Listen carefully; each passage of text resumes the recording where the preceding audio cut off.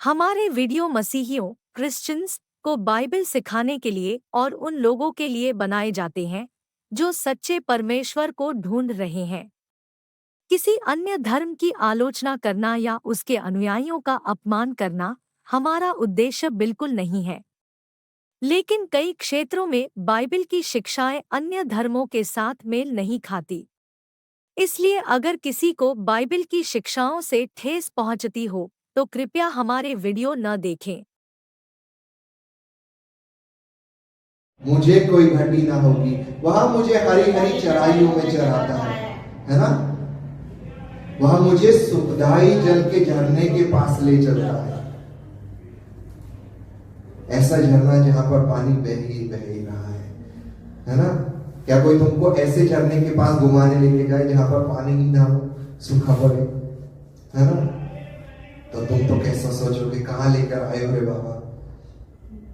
बोला तो था झरने के पास लेके जाएंगे, झरने के पास तो लाए हो, लेकिन झरने में से पानी नहीं बह रहा। लेकिन परमेश्वर कहता है मैं तुम्हें सुखदाई जल के झरने के पास लेकर चलूंगा जहां पर सुख और सुख और सुख है। हालेलुया। और वो कौन सी जगह है? जिसका नाम स्वर्ग है, जहां पर यीशु विराजमान है।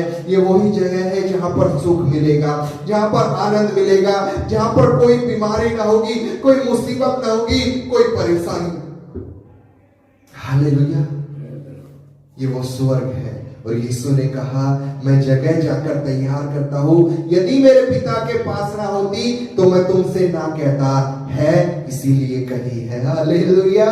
है उसके पास इसीलिए कही है। वो स्वर्ग तैयार है इसीलिए उसने कहा है ना।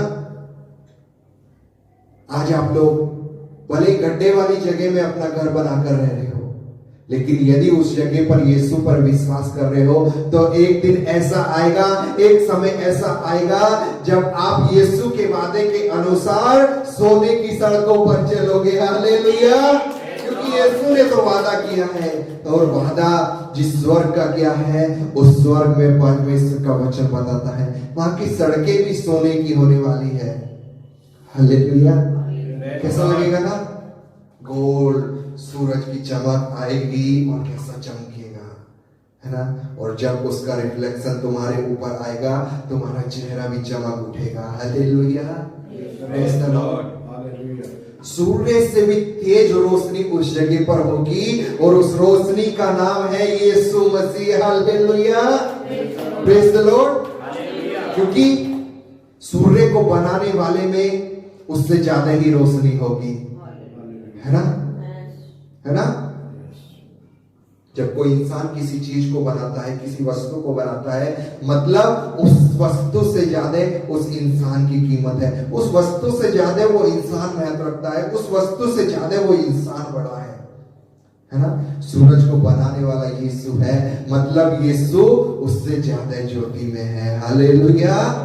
Praise the Lord. हालेलुया। कितने लोग तैयार हैं परमेश्वर का वचन सुनने के लिए, है ना? कितने लोग तैयार हैं? पिछली बार का वचन क्या था? हमें यात्री और परदेसी जानकर इस पृथ्वी पर रहना है, हमें यहाँ पर ही रह जाना है।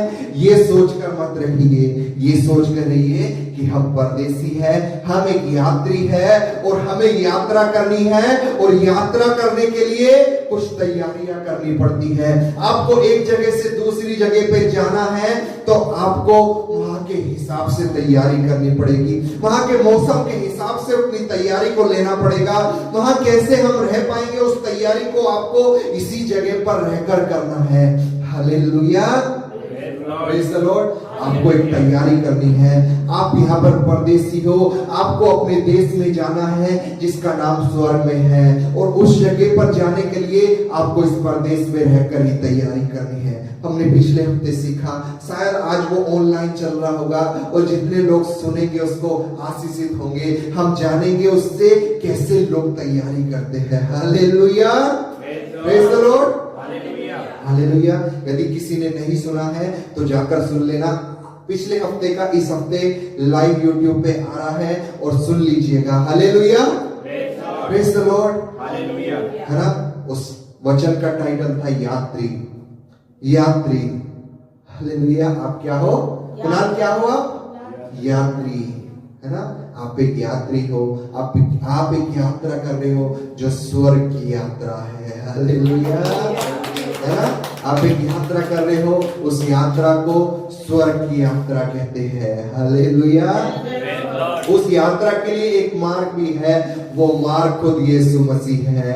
वो यात्रा कहां पर लेकर जाएगी? स्वर्ग में, जहां पर अनंत काल का जीवन है। और यीशु ने कहा जीवन तो मैं हूं। हालेलुया। लॉर्ड, हमें वो यात्रा करनी है जो जीवन की ओर लेकर जाएगी। उस मार्ग से जाना है जो मार्ग यीशु है। हालेलुया। वचन को देखिए, अद्भुत वचन था, आपको कुछ सीखने को मिलेगा। हालेलुया। और आज का वचन हम शुरुआत करेंगे, और मैं चाहता हूं वचन को शुरू करने से पहले कोई भी एक छोटी सी दुआ वचन के लिए कर दे। हालेलुया। कोई भी एक जन। Hallelujah, hallelujah. प्रभु यीशु मसीह पिता परमेश्वर, हम तेरा धन्यवाद करते हैं इस समय के लिए मेरे राजा प्रभु यीशु। हम दुआ करते हैं पिता परमेश्वर, आने वाले वचन के लिए मेरे राजा प्रभु यीशु मसीह। पिता परमेश्वर, तू हम सबको तैयार कर पिता परमेश्वर। तेरी समझ बुद्धि को हम मांगते हैं यीशु मसीह के नाम से पिता परमेश्वर। जो भी वचन पिता परमेश्वर आता है प्रभु यीशु, तू उसे समझने में पिता और उस पर चलने में हम सबकी मदद करना प्रभु यीशु, ताकि खुदाम हर एक बातों में तेरे नाम की महिमा देने पाए।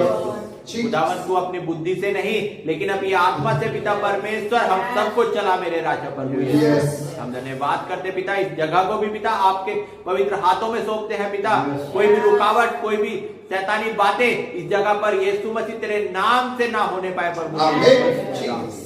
हम महिमा के योग्य पिता परमेश्वर आप ही है मेरे राजा प्रभु यीशु। हम दुआ करते हैं पिता परमेश्वर, आप इसे सुने और कबूल करें। प्रार्थना को यीशु मसीह के नाम से ही मांगते हैं, आमीन। हालेलुया। हम निकालेंगे फिलिपियों की पुस्तक 3 अध्याय। और ये पुस्तक को पौलुस लिखता है, जो पहले यीशु मसीह का विरोधी था। यीशु ने जब यीशु की आत्मा ने उसको पकड़ा, वो एक राइटर बन गया, पूरी दुनिया के लिए एक उदाहरण बन गया कि यीशु को जगत में फैलाने के लिए पौलुस का एक बहुत बड़ा योगदान था। हालेलुया। और इसी पौलुस की एक पुस्तक में से हम पढ़ेंगे, जिस पुस्तक का नाम है फिलिपियों 3 अध्याय की 10वें पद को हम पढ़ेंगे और देखेंगे पौलुस क्या लिखता है।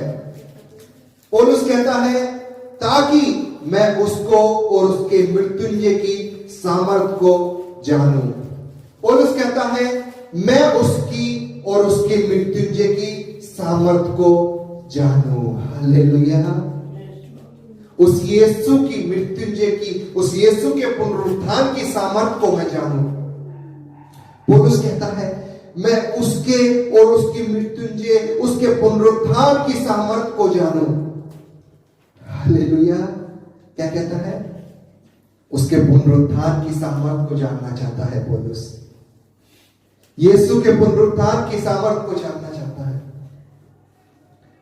इससे ऊपर पौलुस ने कुछ कहा, परंतु जो जो बातें मेरे लाभ की थी, उन्हीं को मैंने मसीह के कारण हानि की समझ लिया है। हालेलुया। हानि की समझ लिया है। जो जो बातें उसके लाभ की थी, उसको हानि की समझा। क्यों? क्योंकि वो उसके पुनरुत्थान की सामर्थ को जानना चाहता है। वो उसके पुनरुत्थान की सामर्थ को जानना चाहता है। आपकी जरूरत की जितनी भी चीजें हैं, आपके लाभ की जितनी भी चीजें हैं, आपको वो हर एक बातें छोड़नी पड़ेगी यदि आप उसकी सामर्थ को जानना चाहते हो। आप सोचते हो आपको परमेश्वर में आकर आशीष मिलेगी, अब ये सोचकर यीशु के दरबार पर आए हो, आपको यीशु आशीष देगा। हाँ, वो सब कुछ देगा। हाँ, वो सब कुछ आपको बरकत देने वाला परमेश्वर है। यीशु ने कहा, मैं बरकतों का दरबार लिए बैठा हूं, ईश्वर के झरोखे खोलकर मैं तुमको आशीष दूंगा। हाँ, ये सब बात सही है। हाँ, ये सब बात सही है। लेकिन पौलुस कहता है, मैं उसके पुनरुत्थान की सामर्थ को जानूं, इसलिए मैंने जितनी बातें लाभ की थी, वो हर एक बातें उस मसीह के लिए हानि की समझ लिया है। हालेलुया। वो हर एक बातें हानि की समझ लिया है। Hallelujah. Praise the Lord. Hallelujah. Hallelujah. क्या है पुनरुत्थान की सामर्थ? आखिर ये क्या बात है? एक बार एक प्रभु के दास हुए। प्रभु के दास थे। दास बनने से पहले का उनका जीवन, जब वो पढ़ाई कर रहे थे अपनी, और पढ़ाई में जब वो अपने कॉलेज में थे तो उनके साथ और भी बहुत सारे स्टूडेंट थे, और जितने भी वहां पर स्टूडेंट थे उन सभी स्टूडेंट में सिर्फ एक वो ही थे जो मसीह पर विश्वास करते थे। सिर्फ एक वही थे जो मसीह पर विश्वास करते थे।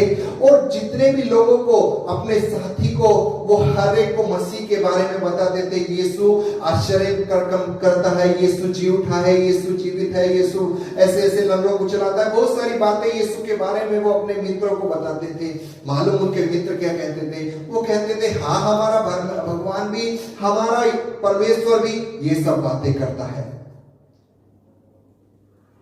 क्या ये बात गलत है? कर सकता है ना? हमने निर्गमन में देखा फिरौन का परमेश्वर, मिस्रियों का परमेश्वर भी वो सारे कार्य कर रहा था जो मूसा का परमेश्वर कर रहा था। मूसा लाठी का सांप बनाता था, वो भी लाठी का सांप बना देते थे। हर एक बातें कर रहा था। ऐसी बातें सुन सुनकर उस परमेश्वर के दास का, जो अभी तक नहीं बने थे, उनका विश्वास मसीह में थोड़ा कम होता गया। और कम इस हद तक हो गया कि वो अब सोचने लगे कि मैं मसीह पर ही क्यों विश्वास करूं, जब बाकी लोग भी यही सब कार्य कर रहे हैं, क्यों मसीह पर विश्वास करूं। तो एक दिन उन्होंने अपने सीनियर मसीह भाई से ये बात बताई कि ऐसा क्या है। वो लोग भी, औरों के देवी देवता, औरों के परमेश्वर भी ये सब कार्य कर रहे हैं, और हमारा परमेश्वर भी कर रहा है। डिफरेंस क्या है दोनों में? दोनों में अलग बात क्या है? तब उस सीनियर मसीह भाई ने उसको बताया, है कुछ डिफरेंस जो आज हम जानेंगे। हालेलुया। है कुछ डिफरेंस।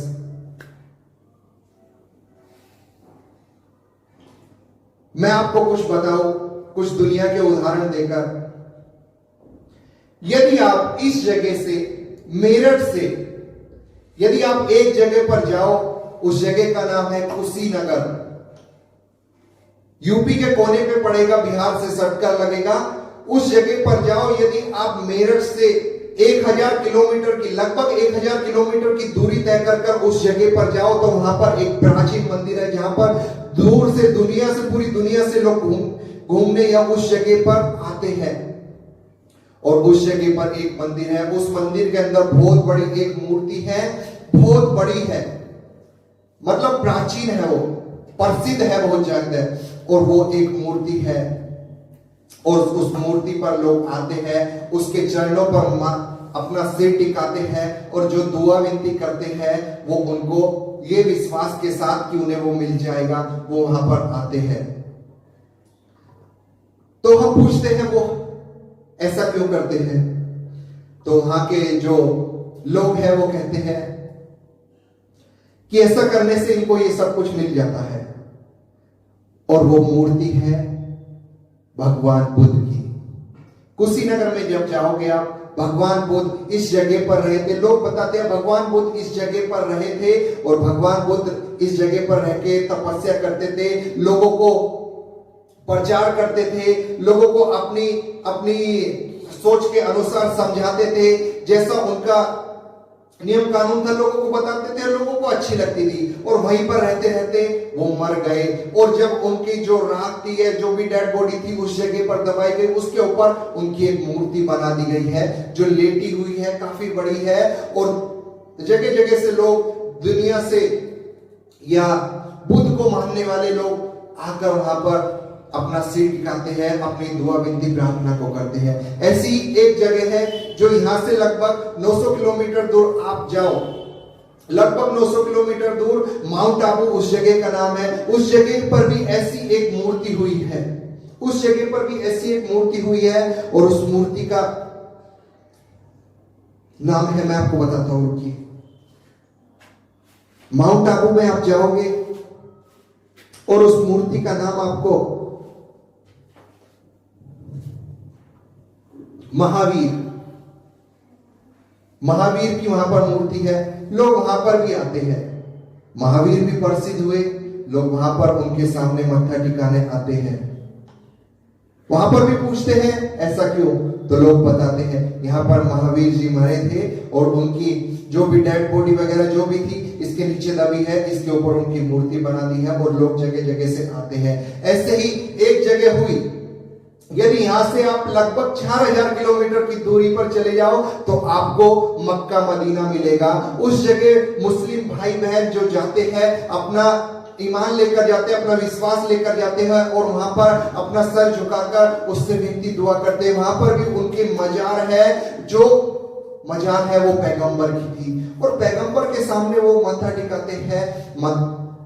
और पूछा जाए ऐसा क्यों, तो वहां पर भी सेम जवाब कि पैगंबर यहाँ पर रहते थे और यहाँ पर रहते हुए वो मर गए और उनका अंतिम संस्कार या डेड बॉडी वगैरह जो भी इसके नीचे दबी है, राख है जो भी है इसके नीचे दबी है और इसके ऊपर उनकी समाधि बना दी गई है, इसके ऊपर इनकी मजार बना दी गई है और पूरी दुनिया से लोग उस जगह पर आते हैं। मक्का मदीना हज की यात्रा, हालेलुया, प्रेज़ द लॉर्ड।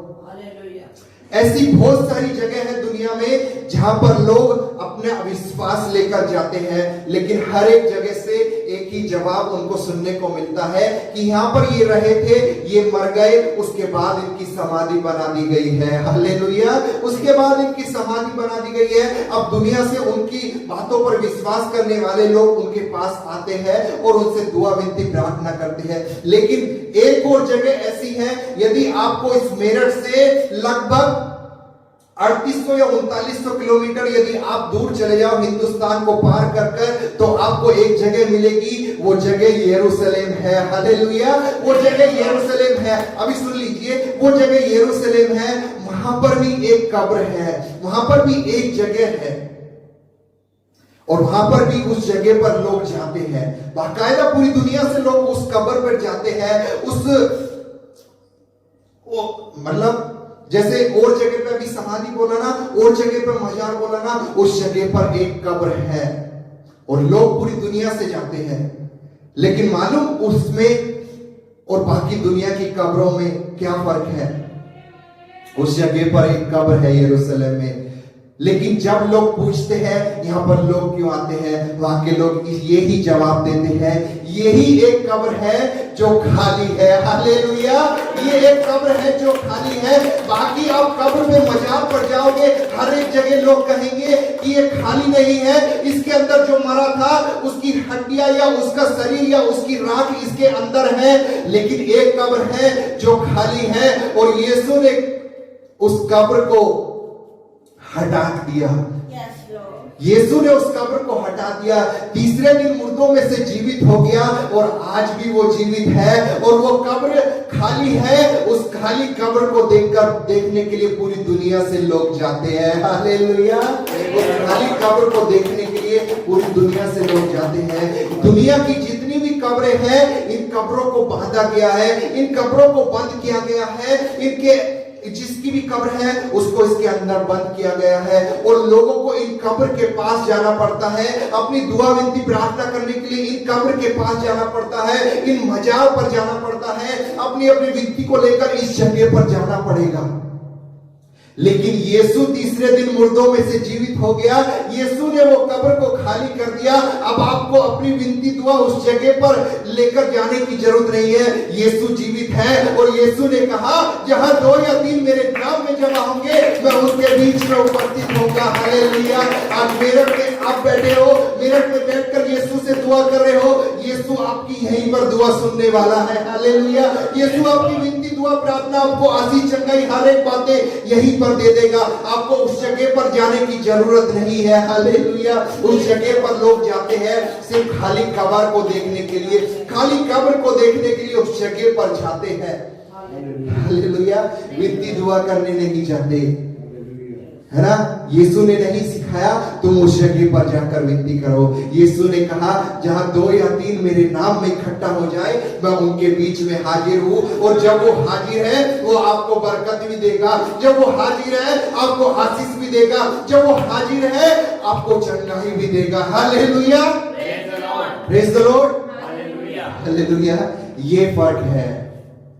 पौलुस कहता है मैं अपनी लाभ की हर एक बाती को मसीह के लिए हानि की समझ रहा हूं, जिससे कि उसकी पुनरुत्थान की सामर्थ को जानूं। उसकी पुनरुत्थान में एक सामर्थ है, उसके जी उठने में एक सामर्थ है। यीशु जी उठा, उसमें एक सामर्थ थी। हालेलुया। यीशु मुर्दों को जिलाता है, वो एक सामर्थ के द्वारा है। यीशु ने खुद कहा अपने चेलों से, ठहरे रहो, ठहरे रहो। क्यों ठहरना है? यीशु जब तीसरे दिन जीवित हुए, 40 दिन लोगों के बीच में रहे, उस समय जाते वक्त अपने चेलों से 120 लोगों से कहा, यहीं पर ठहरे रहना, है ना, इसी जगह पर ठहरे रहना। क्यों ठहरे रहना था? क्योंकि उस समय तक उन्होंने उस सामर्थ को ना देखा था। हालेलुया। उस समय तक उन्होंने उस सामर्थ को ना देखा था, और बात पर विश्वास करके वो सारे के सारे 120 लोग उसी जगह पर ठहरे रहे, उसी जगह पर ठहरे रहे। और जब पिन्तेकुस्त का दिन आया, ऊपर से जीव की नाई, आग की नाई, एक सामर्थ उतरी, और सामर्थ ऐसी उतरी, वो डरपोक लोग अब दिलेर बनकर सबके सामने खड़े हैं। हालेलुया। वो पतरस डरपोक था, वो पतरस जो यीशु के बारे में इनकार कर रहा था, आपके पास बैठकर, मतलब मामूली लोगों से इनकार कर रहा, मैं यीशु को नहीं जानता हूं। अब वही पतरस जब परमेश्वर का सामर्थ उतर कर आया है, वो पतरस अब पूरी पब्लिक में, लगभग 10,000 की पब्लिक में खड़े होकर दिलेरी के साथ उसी यीशु का प्रचार कर रहा है जिसका वो यीशु का इनकार कर रहा था। वो मालूम, जब ये सामर्थ उतर कर आया तो वो दिलेरी का प्रचार उन 10,000 में से 3,000 को यीशु के पास लेकर आ गया। हालेलुया। ये होती है मृत्युंजय की सामर्थ, ये होती है यीशु के पुनरुत्थान की सामर्थ। अब तक यीशु का जब पुनरुत्थान हुआ है, उनको सामर्थ नहीं मिली, लेकिन जब सामर्थ मिली, यीशु का प्रचार हुआ और 3,000 लोगों ने विश्वास कर लिया। Hallelujah. Praise the Lord. Hallelujah. एक बार और भेजा था यीशु ने चेलों को प्रचार करने, लेकिन लोगों ने विश्वास नहीं किया था। क्यों? क्योंकि मृत्युंजय की उस पुनरुत्थान की सामर्थ उनके पास नहीं थी। हालेलुया। Praise the Lord. उस पुनरुत्थान की सामर्थ नहीं थी, और यीशु ने उन चेलों से कह दिया, ठहरे रहना, जोश में आके चले मत जाना, ठहरे रहो। सामर्थ उतरेगा, उसके बाद तुम दिलेरी से प्रचार करना, और यीशु का नाम पूरी दुनिया में बता देना। Hallelujah. Praise the Lord. Praise the Lord. और पौलुस यही कहता है, सब लाभ की बात को हानि की समझ लिया है, पुनरुत्थान को की सामर्थ को जानने के लिए। हालेलुया। पुनरुत्थान की सामर्थ को जानने के लिए, हर एक बात को जो आपकी फायदे की है, जो आपके अच्छे के लिए है। आप सोच रहे हो यीशु मसीह में आया हो, मुझको आशीष मिलेगी, मुझको चंगाई मिलेगी। लोग आज इसी चक्कर में भाग रहे हैं, लोग आज इसी चक्कर में चर्च में जा रहे हो, लोग आज इसी चक्कर में अपनी चंगाई को पाने के लिए चर्च में जा रहे हैं। लेकिन उस चंगाई से बढ़कर है उस पुनरुत्थान की सामर्थ।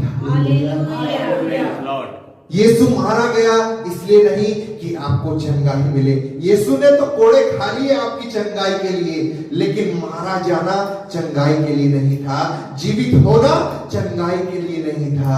जीवित होना इसलिए था कि तुम उसकी सामर्थ को जानो, वो सामर्थ तुम्हें मिले। हालेलुया।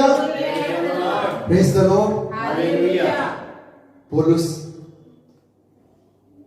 पूरी दुनिया में यीशु का प्रचार कर रहा है, बहुत पढ़ा लिखा भी था, बहुत ज्ञानी था, बहुत उसके पास ज्ञान था, सब कुछ दुनिया में वो कर सकता था, अच्छा पैसा भी कमा सकता था, दुनिया की अच्छी अच्छी बातें हासिल कर सकता था अपने बल पर, अपने दम पर। लेकिन उस पौलुस ने कहा, हर एक बातें जो मेरे लाभ की है, मसीह के लिए मैंने हानि की जान लिया है। हालेलुया। ये जितनी भी लाभ की बातें हैं ना, ये हर एक बातें आपको मसीह से दूर लेकर जाएगी। संसार में जितनी भी बातें आपको अपने फायदे के लिए लगेगी ना, वो हर एक बातें आपको मसीह से दूर लेकर जाएगी। जिस दिन आप इन लाभ की बातों को मसीह के लिए हानि की जान लोगे, उस दिन आपको पुनरुत्थान की सामर्थ तो मिलेगी ही मिलेगी, वरन जितनी बातें आपने हानि की जानी है वो खुदा खुद देने वाला है। हालेलुया। वो खुदा खुद देने वाला है, वो हर एक बातें आपको दे देगा, वो हर एक बातें चंगाई आपको दे देगा, हर एक बातें आप ही के लिए तो रखी है ना। एक संसार का पिता इस दुनिया में रहकर खूब सारी धन दौलत कमा लेता है, खूब सारा पैसा कमा लेता है, और उसके बच्चों के लिए क्या क्या ऐसा होता है वो अपने बच्चों को नहीं देता? मर जाता है तो हर एक बातें उसके बच्चे के लिए ही रहती है ना? क्या वो पिता पड़ोस के बच्चों को देगा? नहीं, वो तो हमारा स्वर्गीय पिता है और उसके पास वो हर एक आशीष की बातें हैं, वो क्यों ना तुमको देगा? वो तो तुम्हारे लिए ही है। हालेलुया, है ना? मत्ती रचित सुसमाचार 6वां अध्याय 33वां वचन कहता है, पहले तुम उसके राज्य और उसके धार्मिकता की खोज कर लो। उसके राज्य और उसके धार्मिकता। हालेलुया, क्या है उसका राज्य? है ना? यीशु मसीह ने प्रार्थना में सिखाया, हे हमारे स्वर्गीय पिता, तू जो आसमान में है, तेरा नाम पाक माना जाए, तेरा राज्य आए। उसके राज्य की खोज करनी है। हालेलुया, उसके राज्य की खोज करनी है। हालेलुया। आइए हम एक वचन की ओर जाएंगे और हम निकालेंगे। इससे पहले मैं आपको एक बात बताऊं, एक और पुनरुत्थान की बात बता दूं आपको। यीशु मसीह के जन्म से लगभग 600 साल पहले एक यशाया भविष्यवक्ता हुआ, यशाया नबी। यीशु मसीह के जन्म से लगभग 600 साल पहले यशाया नाम का एक नबी हुआ और यशाया फलस्तीन देश में परमेश्वर के बारे में लोगों को बता रहा था। परमेश्वर की बातें लोगों को बता रहा था फलस्तीन देश में। उसी समय हिंदुस्तान भी एक देश था और उस हिंदुस्तान में भी कोई प्रचार कर रहा था और उसका नाम था महात्मा बुद्ध। उसका नाम था महात्मा बुद्ध, जो अपनी सोच को, अपने विचारों को लोगों को बता रहे थे और उन बातों को लोग सुनकर प्रभावित हो रहे थे। उन महात्मा बुद्ध की बातों से लोग प्रभावित हो रहे थे, अच्छी अच्छी बातें लोगों को बता रहे थे। ऐसे में एक बूढ़ी स्त्री जिसका इकलौता बेटा है एक, वो बूढ़ी स्त्री महात्मा बुद्ध के पास आई और महात्मा बुद्ध से कहने लगी, हे गुरु, तू जो हमें अच्छी अच्छी बातें बताता है ये हमको बहुत अच्छी लगती है, हमारे लिए अच्छी है, लेकिन ये जो मेरा इकलौता बेटा था ये मर गया है, ये मर गया है। अब मैं इस मरे हुए को तेरे पास लेकर आई हूं और तुझसे विनती दुआ करती हूं कि तू इसको जीवित कर दे। अब महात्मा बुद्ध जी मनुष्य के रूप में थे। ये सुनकर चौंक गए। अब करें तो क्या करें, मैं तो इनको अच्छी अच्छी बातें बता रहा था। ऐसी में एक औरत आ गई है, वो कह रही है, मेरा इकलौता बेटा था, ये मर गया है, अब तू इसको जिंदा कर दे। यदि ये मरा हुआ रह जाएगा तो मैं तो अनाथ हो जाऊंगी, मैं तो अकेला हो जाऊंगी, मैं कैसे इस जीवन में गुजारा करूंगी। और महात्मा बुद्ध ऐसे में उसको कहते हैं, ठीक है मैं तेरे पुत्र को जीवित करूंगा। महात्मा बुद्ध कहते हैं, ठीक है मैं तेरे पुत्र को जीवित करूंगा, लेकिन उसके लिए एक शर्त है।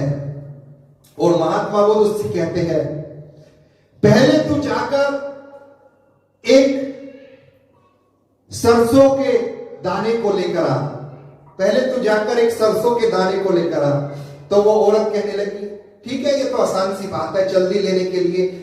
फिर पीछे से महात्मा बुद्ध ने उसको आवाज लगाई और उससे कहा, सरसों का दाना तो तुझे लाना है, लेकिन कहां से लाना है वो भी सुनती जा। तुझको ऐसे घर में से, ऐसी जगह से उस सरसों का दाना लाना है जिस घर में कभी भी कोई मौत ना हुई हो, उस जगह से तुझको सरसों का दाना लाना है। अब ये परेशान, अब ये करे तो क्या करे, लेकिन फिर भी वो सरसों का दाना लेने वो जगह जगह गई, अपने गांव में गई, पहले घर में गई, वहां पर जाकर वो सरसों का दाना मांगने लगी। और जब मांगा तो लोगों ने, उस घर वालों ने कह दिया, ठीक है मैं तुझको ला के दे। लेकिन उसके बाद उन्होंने पूछा, उस बूढ़ी औरत ने उस घर वालों से, क्या तुम्हारे घर में कभी कोई मौत हुई है? तो वो घर वाले कहते, कैसी बात पूछ रहे हो? हाँ, हमारे घर में तो पिछले ही महीने हमारी अम्मा मरी है, उससे पहले हमारे बाबा मरे हैं, उससे पहले कोई ना कोई मरता ही आया है। मतलब वहां पर उसकी दाल नहीं गली। दूसरे घर पर गई, दूसरे घर में भी ऐसी कहानी गई। उन्होंने लोगों ने कहा हमारे घर में भी अभी हमारा बेटा मरा है, या हमारा पति मरा है, या कोई ना कोई अभी पीछे ही कुछ दिन पहले मरा है। ऐसे करके पूरे गांव में घूम ली, उसको कोई ऐसा घर ना मिला जहां पर कोई मृत्यु ना हुई हो। उसके बाद वो वापस परेशान होके भगवान महात्मा बुद्ध के पास आई और उससे बताया अपनी पीड़ा को कि ऐसा तो कोई घर नहीं है, ऐसा तो कोई घर मिला ही नहीं है जहां पर कोई मृत्यु ना हुई हो। तो महात्मा बुद्ध उसको बताते हैं कि यही जीवन का चक्र है, यही जीवन का चक्र है। तुम पैदा हुए हो, तुम्हारी मृत्यु भी होगी। हालेलुया। महात्मा बुद्ध ने उस औरत को बताया ये जीवन का चक्र है और उसको प्रचार करने लगे, उसको बातें बताने लगे। ऐसे ही मैं आपको बाइबल की एक घटना के पास लेकर जाऊंगा। जब यीशु मसीह 3.5 साल की सेविकाई में थे, उस समय एक घटना घटी और लूका रचित सुसमाचार 7वें अध्याय 11वें वचन से 16वें वचन में जाकर उसको पढ़ लेना। एक घटना थी, नाइन नगर गांव में एक विधवा औरत, बूढ़ी औरत थी। उसका भी एक इकलौता बेटा था और वो मर गया है। इस घटना में उसका भी एक इकलौता बेटा था और वो मर गया है और उसकी डेड बॉडी को लेकर जा रहे हैं, रास्ते में जा रहे हैं। शहर पना तक पहुंच गए, चौक तक पहुंच गए और ऐसे में एक व्यक्ति से उस डेड बॉडी की मुलाकात हुई, उस विधवा की मुलाकात हुई जो उसके आगे आगे थी। ऐसे में एक व्यक्ति की मुलाकात हुई और वो व्यक्ति कोई और नहीं, वो व्यक्ति यीशु है। और यीशु पूछता है क्या हुआ, क्यों इतना रो रही है? वो विधवा का इकलौता बेटा था और वो विधवा बहुत बिलख बिलख के रो रही थी क्योंकि अब उसके बाद कोई उसका आसरा नहीं था। ऐसे में यीशु उसके पूछता है क्या हुआ बहन, क्यों इतना रो रही हो? उसने बताया बिल्कुल उसी औरत की तरह मेरा इकलौता बेटा मर गया है। मालूम उस यीशु ने उसको कोई प्रचार नहीं किया, उस यीशु ने उसको कोई शर्त नहीं बताई। यीशु ने उस मुर्दे से कहा उठ, और वो मुर्दा उसी वक्त उठ गया। Hallelujah, praise the Lord. ये फर्क है हमारे खुदा और दुनिया के खुदा में। हालेलुया। यीशु ने उससे कहा उठ और मुर्दा तुरंत उठ गया। मालूम क्यों? क्योंकि उस यीशु के पास पुनरुत्थान की सामर्थ थी। हालेलुया। उस यीशु के पास पुनरुत्थान की सामर्थ थी। यीशु खुद पुनरुत्थान था। Hallelujah, praise the Lord. परमेश्वर का वचन बताता है यदि आप मसीह में होकर मर भी जाओ तो एक दिन जीवित होगे, एक दिन तुम्हारा पुनरुत्थान होगा क्योंकि वो पुनरुत्थान की सामर्थ में। Hallelujah, praise the Lord. यदि आप मर भी जाओ तो आप एक दिन जीवित होने वाले हो। Hallelujah, praise the Lord. Hallelujah. ये फर्क है। उस परमेश्वर के दास को अच्छे से मालूम पड़ गया है। हालेलुया। जो एक समय में मसीह पर विश्वास करना छोड़ रहे थे उनको मालूम पड़ गया क्या फर्क है ना? चंगाई, आशीष, भलाई हर कोई कर देगा, हमारा यीशु भी करेगा, सब कुछ ठीक है, लेकिन एक ही फर्क है, बाकी लोग जीवित नहीं हुए, हमारा यीशु जीवित हुआ है। हालेलुया। दुनिया के लोग आपको कहेंगे हमारा परमेश्वर भी ये सब बातें करता है, हमारा परमेश्वर ये सब करता है। हाँ, उनके परमेश्वर ने हर एक बातें की है।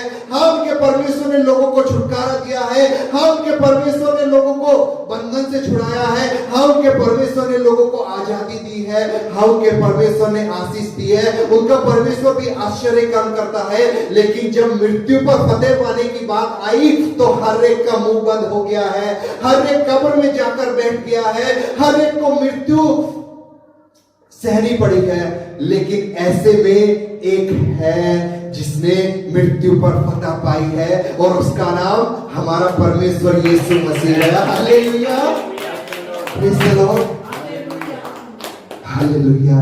जब मृत्यु की बात आती है ना, उस समय मालूम पड़ता है दुनिया के खुदा और हमारे खुदा में क्या फर्क है ना? जो यीशु कर रहा है वो भी कर सकते हैं, लेकिन जब मौत पर फतह पाने की बात आती है तो कोई और नहीं कर सकता। हालेलुया।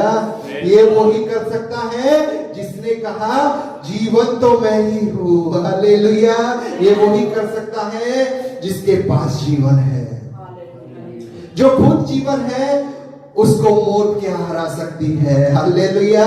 जो खुद कहता है मैं जीवन हूं, क्या मौत उसको हरा सकती है?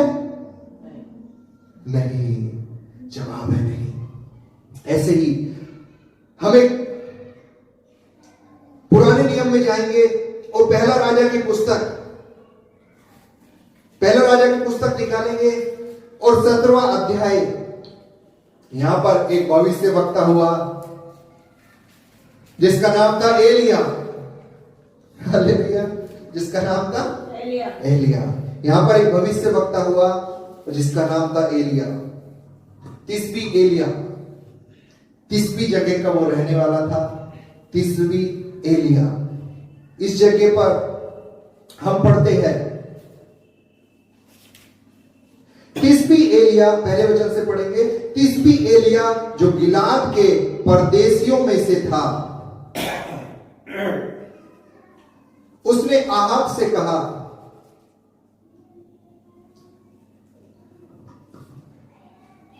तिस्बी एलिया।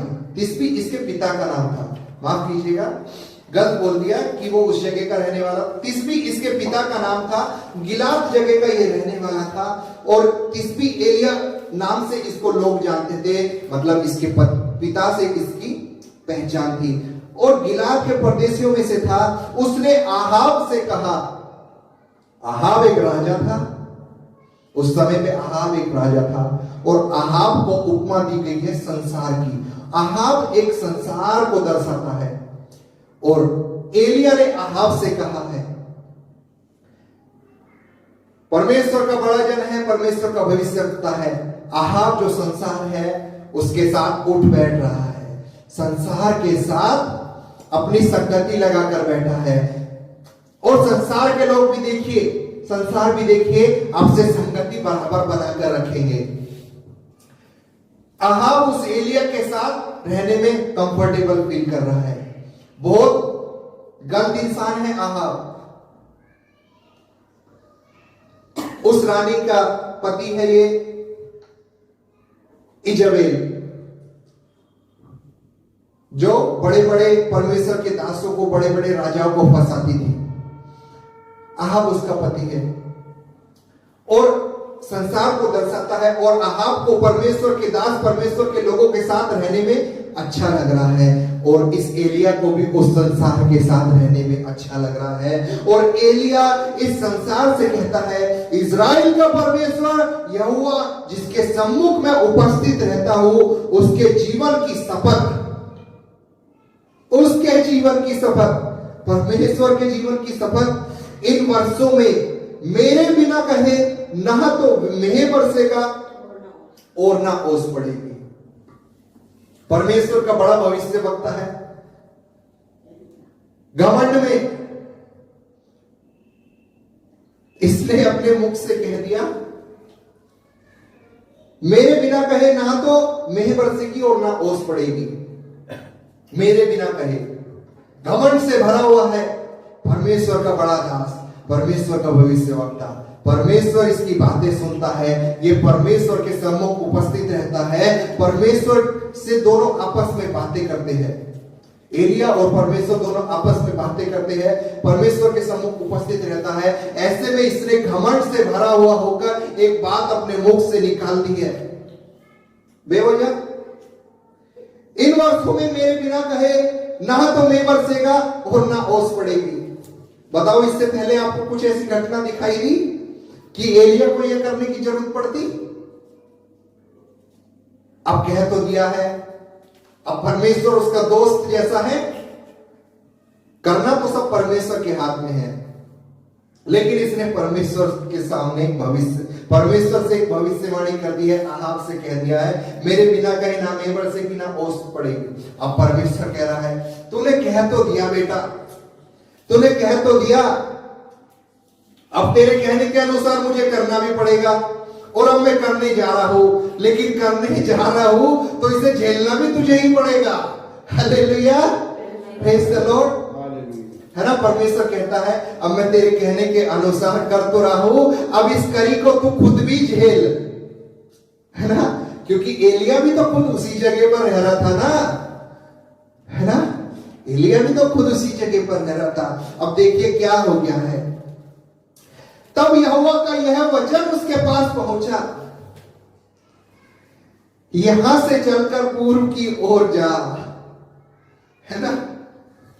परमेश्वर ने वो सब कर तो दिया, महीना बरसी ओस ना पड़ी, ऐसे में ये सब चीज एलिया को खुद झेलनी पड़ रही थी। हालेलुया, घमंड से भरे होकर मुंह से निकाल दिया और परमेश्वर ने सुन ली और ये सारी बातें खुद झेलनी पड़ रही है। ऐसे में परमेश्वर का वचन एलिया के पास पहुंचा और कहता है यहां से चलकर पूर्व की ओर जा। एलिया को कुछ दिखाई नहीं दे रहा था, मुंह से निकाल दिया, महीना भर से ओस ना पड़े, अब चारों तरफ कुछ दिखाई ना पड़ रहा है, अकाल पड़ गया है उस जगह पर, एलिया को कुछ नजर नहीं आ रहा है, भूखा मर रहा है। ऐसे में जब आपको कहीं पर भी आशा नजर ना आए, आप एक काम करिएगा, आप अपने जिस जगह पर खड़े हो वहां से एक चक्कर 360 डिग्री का एक लगा लीजिए, आपको परमेश्वर कुछ बताने वाला है। और परमेश्वर ने इससे कहा यहां से चलकर पूर्व की ओर जाना है। एलिया खड़ा था पश्चिम की ओर, अब उसे कहां जाना है? पूर्व की ओर। मालूम पूर्व में क्या होता है? पूर्व में कुछ और घटना भी बाइबल में एक जगह घटी है, मालूम है किसी को? पूर्व में एक घटना और घटी है। परमेश्वर ने एलिया को क्यों पूर्व में जाने के लिए बोला? इस अकाल के समय में परमेश्वर एलिया को बोल रहा है यहां से चलकर पूर्व की ओर जा। पूर्व ही की ओर क्यों बोला? उत्तर की ओर बोल सकता था, दक्षिण में तो उससे भी बुरा हाल होने वाला है। उत्पत्ति में हम कई बार देख चुके हैं, जब जब लोग दक्षिण में गए पहले से भी बुरी हालत हो गई। उत्तर की ओर तो बोल सकता था, लेकिन परमेश्वर ने पूर्व की बोला। पूर्व की बारे में बाइबल एक और घटना बताती है। किसी को मालूम है? जल्दी से बताइए, नहीं मालूम है तो मैं बताता हूं। नहीं मालूम? पूर्व में एक तारा चमका। पूर्व में लोगों के लिए एक आशा थी, पूर्व से लोगों के लिए एक यीशु मसीह उद्धार करता जन्म लेने वाला था। Hallelujah, hallelujah. पूर्व से चमका सितारा, आया चरनी में तारनहार, है ना। पूर्व की ओर आशा थी। हालेलुया। परमेश्वर एलिया को कह रहा है यहां से चलकर पूर्व की ओर जा, क्योंकि वहां पर तुझको आशा मिलने वाली है। हालेलुया। और देखिए क्या कह रहा है, पूर्व की ओर जा और करीत नामक, क्या लिखा है? करीत नामक नाले में जो यरदन के पूर्व में है छिप जा। एलिया क्या कर रहा था? आहाब से जो संसार है उससे मेल मिलाप रख रहा था, उसके साथ दोस्ती बनाकर रख रहा था, उसके साथ उठ बैठ रहा था। अब परमेश्वर उसको बोल रहा है इस संसार से दूर चला जा, इस संसार से दूर जा और करीत नामक, करीत का असली मीनिंग होता है अलगाव। ओरिजिनल ट्रांसलेशन में करीत का मतलब होता है अलगाव। अब परमेश्वर एलिया को आहाब जो संसार है उससे अलग करने जा रहा है। हालेलुया। क्योंकि जब जब आप संसार में रहोगे आप भूखे प्यासे पड़ जाओगे, आपके जीवन में दुख परेशानी मुसीबत अकाल आ जाएगा। हालेलुया। जब जब आप संसार के साथ रहोगे, आपने अपनी निगाहें संसार की ओर लगाई है, आपको मुसीबत झेलनी ही पड़ेगी। लेकिन परमेश्वर आज कह रहा है करीब की ओर जा।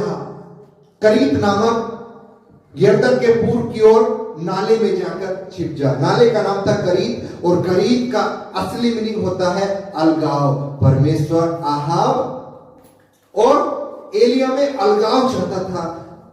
और उसके बाद आपने शायद इस कहानी को सुना होगा, नहीं सुना तो जाके आगे पढ़ लेना। ऐसा हुआ कि परमेश्वर ने करीत नामक नाले में एलिया को जाने के लिए बोल दिया, और एलिया को वहां पर सारे इंतजाम कर दिए हैं। यहाँ पर रहकर भूखा मर रहा था, अकाल में था। उस जगह पर मालूम है परमेश्वर ने कैसा इंतजाम किया।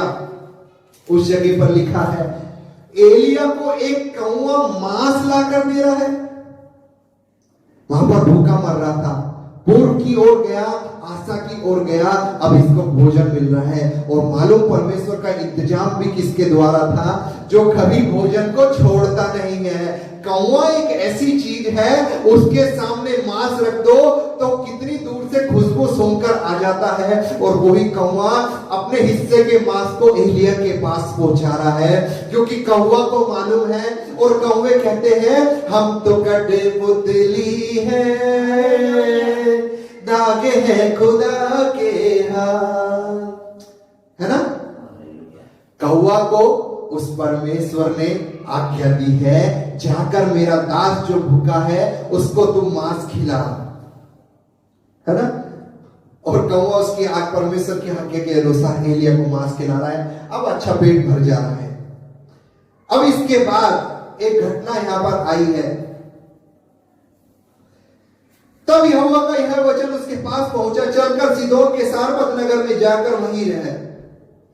सुन, मैंने वहां की एक विधवा को तेरे खिलाने की आज्ञा दी है। परमेश्वर इंतजाम करने वाला परमेश्वर है, हालेलुया।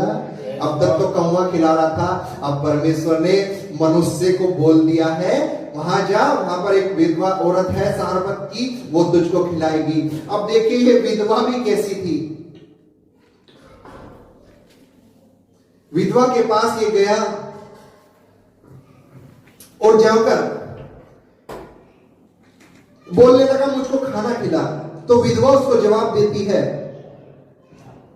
मेरे पास तो मुट्ठी भर मैदा और कुप्पी में थोड़ा सा तेल है, मैं उसको अपने और अपने बेटे के लिए पकाने जा रही हूं, जिससे कि हम उसे खाए और फिर मर जाए।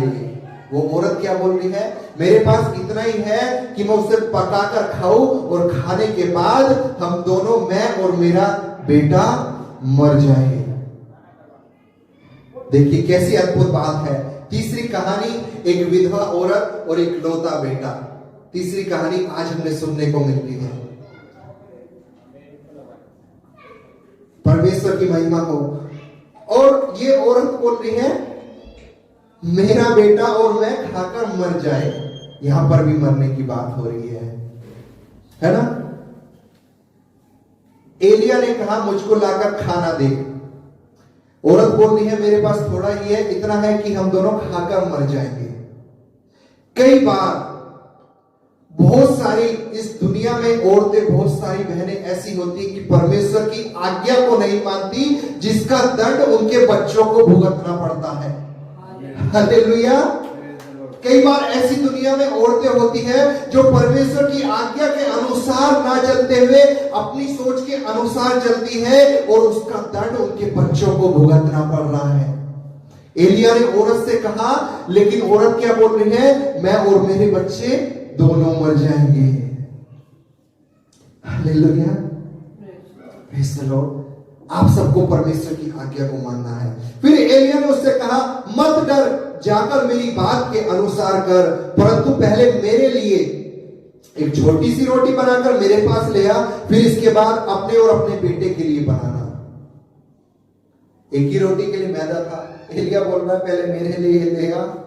अब मुसीबत में फंस गई है, लेकिन उसने आज्ञा का पालन किया है।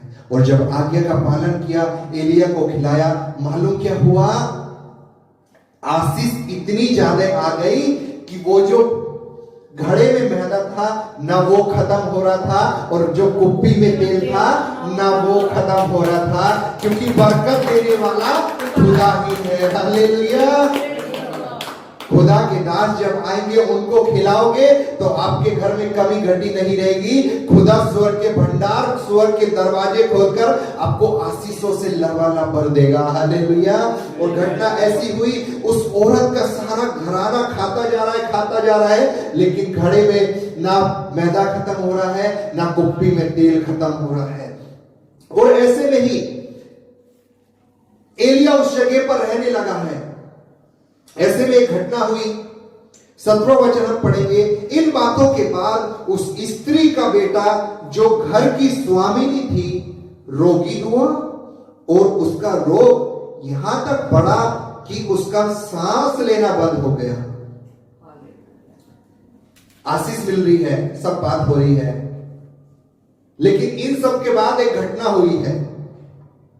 यह क्यों हुई है, यह आपको आखिर में मालूम पड़ेगा। इन बातों के बाद उस स्त्री का बेटा जो घर की स्वामिनी थी रोगी हुआ, और उसका रोग यहां तक बढ़ा कि उसका सांस लेना बंद हो गया है। अब वो बेटा मर गया है। हालेलुया। अब वो बेटा मर गया है।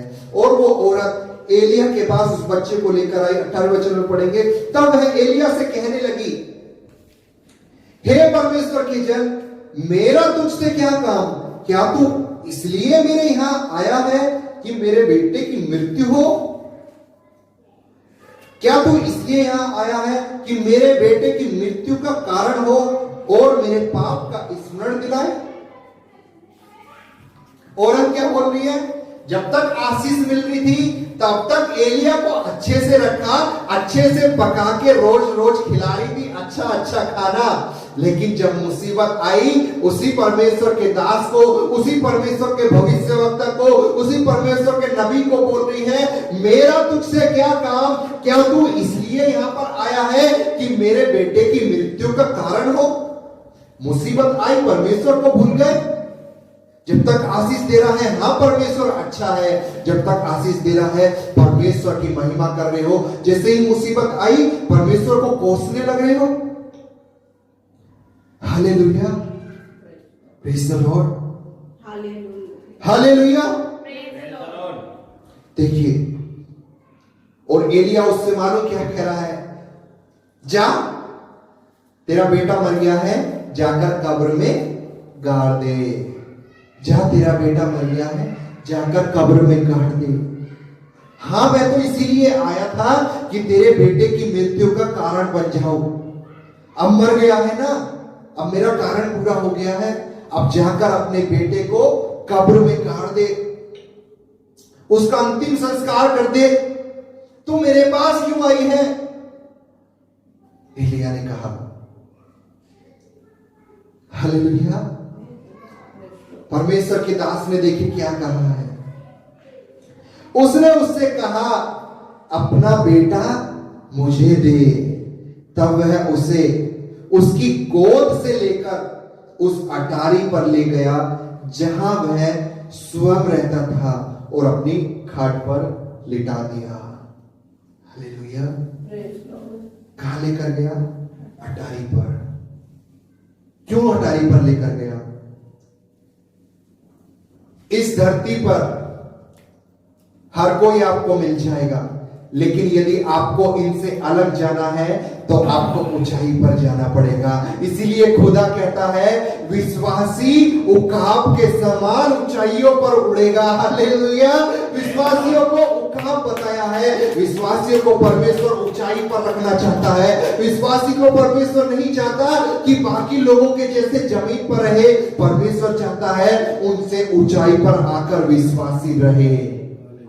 हालेलुया। जिससे कि मेरे और उनके बीच में दूरियां कम हो जाए, कनेक्शन जल्दी से लग जाए। हालेलुया। अटारी पर लेकर गया है। एलिया अटारी पर रहता था, और अटारी पर सामर्थ उतरता है। हालेलुया।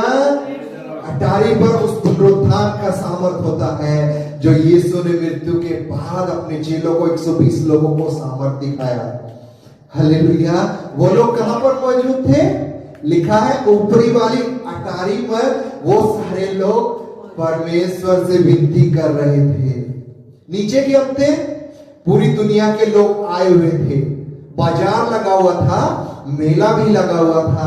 पूरी दुनिया के लोग नीचे थे और खुदा के लोग अटारी पर थे। हालेलुया। खुदा उन लोगों से उनको अलग रख रहा था, तभी ना वो लोग अलग तरह से कुछ कर रहे थे। हालेलुया। नीचे पूरी दुनिया होगी, आपको एक ऐसी जगह बनानी है जहां पर दुनिया नहीं, आप और आपको खुदा होगा। हालेलुया। आपको एक ऐसी जगह तैयार करनी है जहां पर सिर्फ आप और आपका खुदा। आपको अपने जीवन में ऐसा बन जाना है कि आपके सामने संसार की कोई बातें ना हो, आपके सामने संसार की कोई बातें अच्छी ना हो, आपके सामने जितनी भी आपके लाभ की बातें हैं उनको आप हानि समझने लगो। आपको ऐसा बन जाना है। हालेलुया। आपको अटारी में आना है, आपको ऊपर वाली अटारी पर आना है। पौलुस इसीलिए कहता है, मैंने अपने लाभ की बातें जो सारे संसार में थी, सारा संसार उसके लाभ के लिए था, वो हर एक बातों को उसने मसीह के लिए हानि की जान लिया है। आप संसार में रहोगे, अपने माँ बाप के साथ रहोगे, अपने बच्चों के साथ रहोगे, अपने पति के साथ रहोगे, आपको खुदा के पास जाने से रोकेंगे क्योंकि वो संसार है। लेकिन परमेश्वर ने हमें उकाब बनाया है और उकाब कभी पृथ्वी पर नहीं रहता, उकाब आकाश में उड़ता है। यदि वो अपना घोंसला बनाता भी है तो सबसे ऊंची पहाड़ी पर बनाता है। हालेलुया। हमें ऊंचाई पर रहना है और जब हम इस संसार की सारी लाभ की बातों को हानि की समझ लेंगे, जब हम ऊंचाई पर आ जाएंगे, तब हमें उस पौलुस के जैसे पुनरुत्थान की सामर्थ मिलने वाली है। हालेलुया। ये एलिया ऊंचाई पर आया है, एलिया अटारी पर आया, तब उसने यहोवा को पुकार कर कहा, हे परमेश्वर यहोवा, क्या तू इस विधवा का बेटा मार डालकर जिसके यहां मैं टिका हूं, इस पर भी विपत्ति ले आया है? पर एलिया कह रहा है, क्या तू इस पर भी विपत्ति ले आया है? तब वह बालक पर 3 बार पसर गया और यहोवा को पुकार कर कहा, हे मेरे परमेश्वर यहोवा, इस बालक का प्राण इसमें फिर डाल दे। एक बात सुनी थी, महीना भर से ओस ना पड़े। अब फिर से कुछ बात वो परमेश्वर को बोल रहा है। हालेलुया। परमेश्वर ने वो सुनी है, परमेश्वर ये भी सुनने वाला है। हालेलुया। Praise the Lord. इस बालक का प्राण इसमें फिर से डाल दे।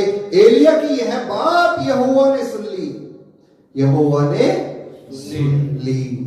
हालेलुया। क्या आपको अच्छा नहीं लगा कि आप जिस खुदा की बात कर रहे हो, आप जिस खुदा को मान रहे हो, जिस पर विश्वास कर रहे हो, वो खुदा सुनता भी है? हालेलुया। क्या आपको अच्छा नहीं लगा? आप जिस खुदा के पास आए हो, जिसके दर पर आए हो, वो सुनता भी है, उसके कान है, वो सुनता है। वो सिर्फ सुनता नहीं, आगे देखे क्या हुआ। वह बालक का प्राण उसमें फिर आ गया, वह जी उठा। उसने उस बात को सुनकर उसका उत्तर भी दिया है। हालेलुया।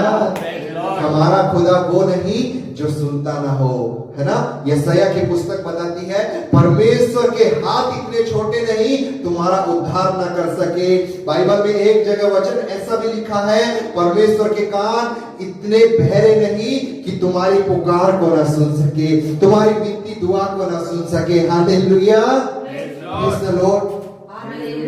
ये यीशु मसीह से पहले का समय था जिसमें चुने हुए लोग ही परमेश्वर से बातें करते थे और उससे परमेश्वर बात करता था। लेकिन यीशु जब क्रूस पर कुर्बान हुआ, उसके बाद पर्दा ऊपर से नीचे तक फटा।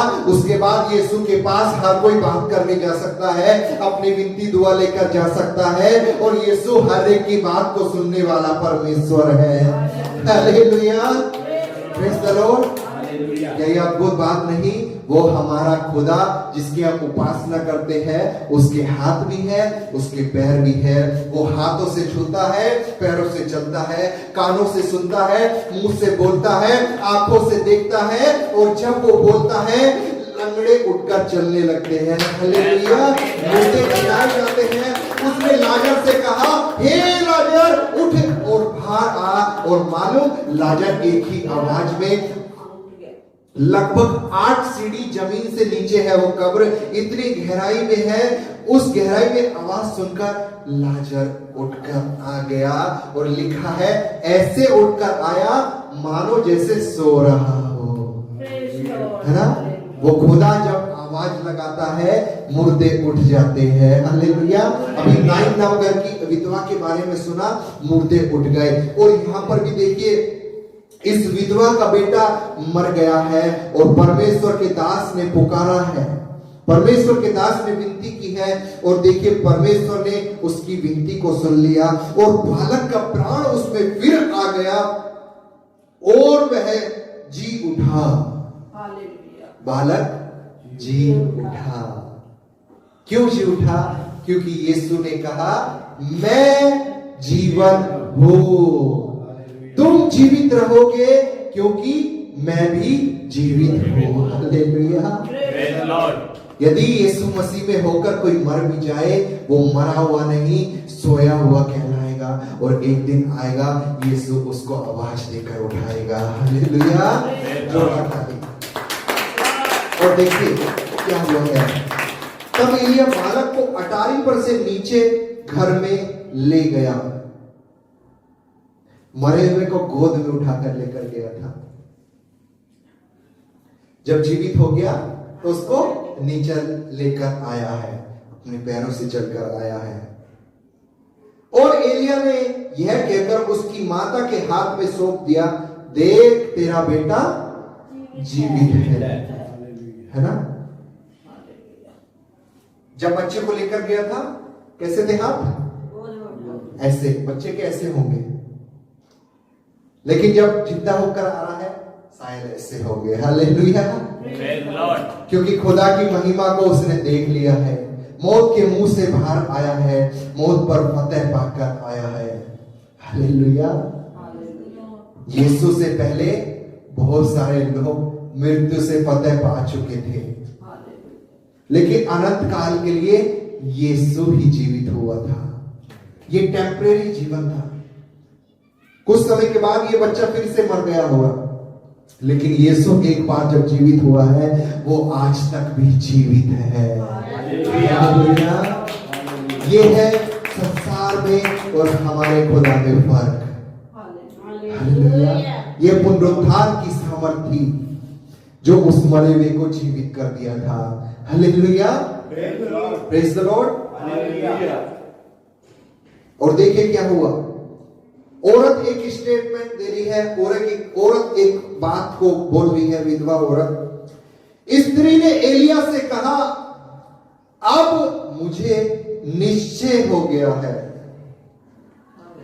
अब तक इतने बड़े बड़े आश्चर्य कर्म किए, घड़े से मैदा ना खत्म हुआ, कुप्पी से तेल ना खत्म हुआ, लेकिन इसे निश्चय नहीं हुआ था।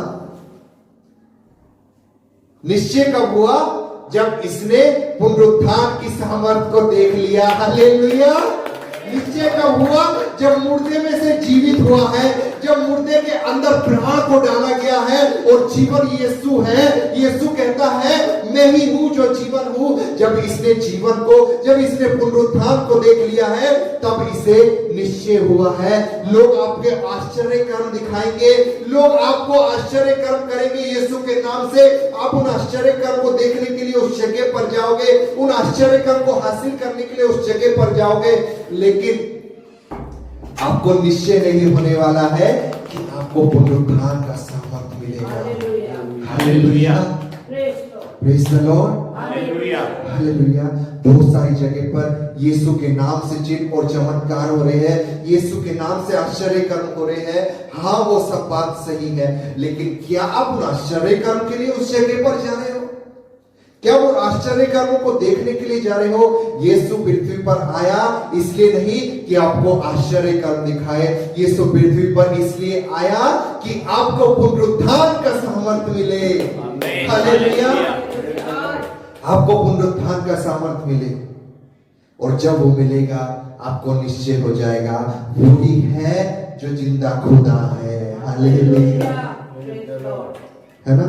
आशीष मिले या ना मिले, मैं तो उन हर एक लाभ की बातों को, आशीष क्या है?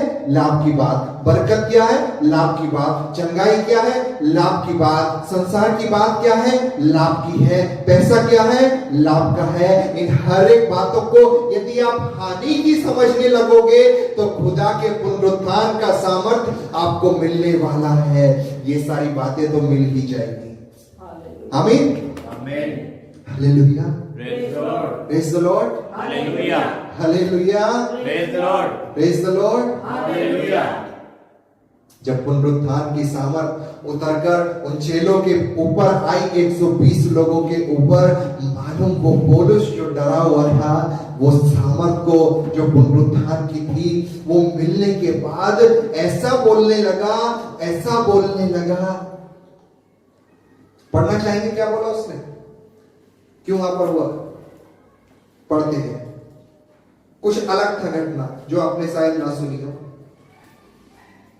क्यों 3000 लोगों ने विश्वास कर लिया उस पतरस की बात पर? दूसरा अध्याय निकालेंगे। 14वें वचन से पतरस बोलने लगता है उस सामर्थ को पाने के बाद, और देखिए बोल रहा है, बोल रहा है, बोल रहा है। और 37वें वचन में लिखा है, तब सुनने वालों के हृदय छिद गए और वे पतरस और शेष प्रेरितों से पूछने लगे, हे भाइयों, हम क्या करें? क्या लिखा है? सुनने वालों के हृदय छिद गए। ऐसा क्या बोल दिया पौलुस ने, पतरस ने, कि सुनने वालों के हृदय छिद गए? ऐसा क्या प्रचार कर रहा था कि 3000 लोग विश्वास कर रहे हैं? ऐसा क्या प्रचार किया कि लोगों के हृदय छिद गए? इसने जो प्रचार किया था वो खुदा का वचन था, और परमेश्वर का वचन बताता है, वचन दो धारी तलवार है। हालेलुया। जो आगे से भी वार करता है, पीछे से भी वार करता है, और जब वो वार करता है लोगों के हृदय जीत जाते हैं, लोग विश्वास करते हैं, लोग परमेश्वर पर ईमान लाते हैं और डुबकी का बपतिस्मा लेते हैं। हालेलुया। बपतिस्मा का असली मतलब ही यह है कि अब आपने यीशु को पूर्ण रीति से स्वीकार लिया है ना? पूरी रीति से स्वीकार लिया है। अब आप संसार के नहीं, अब आप यीशु मसीह के हो, क्योंकि उसने अपना लहू देकर आपको खरीद लिया है। हालेलुया। सुनने वालों के हृदय छिद गए। बपतिस्मा लिया, 3000 लोगों ने विश्वास किया, रोटी तोड़ी, प्रार्थना की, सब बात की। कैसे हुआ? पुनरुत्थान की सामर्थ को उन्होंने प्राप्त कर लिया था। हालेलुया। पुनरुत्थान की सामर्थ को प्राप्त कर लिया था। पौलुस कहता है, मैं पुनरुत्थान की सामर्थ को हासिल करूं, इसके लिए मैंने हर एक लाभ की बातें मसीह के लिए हानि की समझ ली है। लाभ की बातें होगी आपके लिए संसार में बहुत सारी, हमारे लिए भी, हम जो आपको सबको प्रचार कर रहे हैं, हमारे लिए भी लाभ की बातें संसार में बहुत सारी थी, जिनको हमने परमेश्वर के लिए या मसीह के लिए हानि की समझ लिया है। हालेलुया। हम दुनिया में रहकर नौकरी कर सकते थे, अच्छे अच्छे पैसे भी कमा सकते थे, वो लाभ की थी। लेकिन क्या उस लाभ से, उस पुनरुत्थान की सामर्थ को जो मसीह आएगा, हमें मुर्दों में से उठाएगा, स्वर्ग में लेकर जाएगा, सोनों की सड़कों पर चलवाएगा, क्या उसको हासिल कर पाते? कभी नहीं।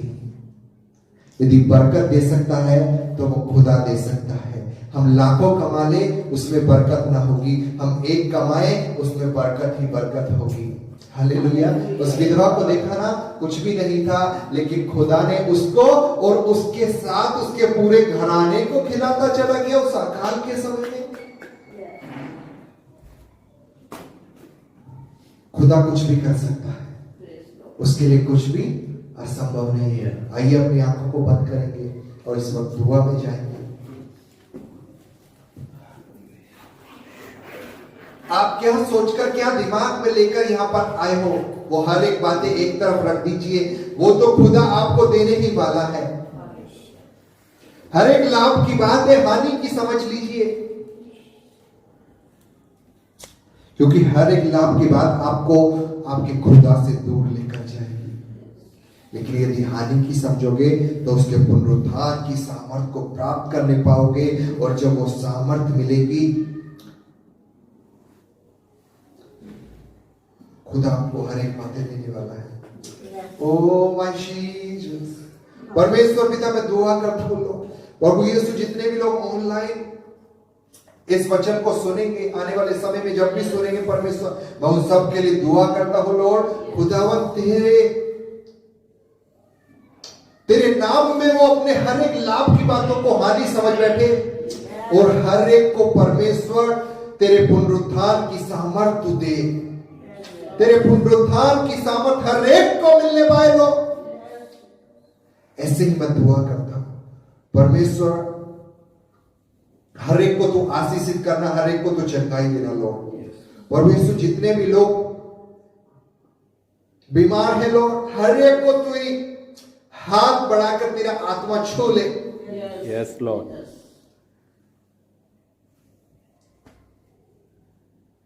परमेश्वर तेरे नाम को धन्यवाद देता हूं, तू प्रार्थना को सुनने वाला परमेश्वर है, तेरे नाम को धन्यवाद देता हूं। हर एक की विनती दुआ को तू सुन लेना, जितने भी तुझसे गिड़गिड़ा कर प्रार्थना कर रहे हैं लोग, हर एक की विनती दुआ को तू सुन लेना, क्योंकि तू सुनने वाला परमेश्वर है। तेरे नाम को धन्यवाद, कोटि कोटि धन्यवाद। नासरी यीशु मसीह के नाम से मांगते हैं, सुन और ग्रहण कर। आमीन।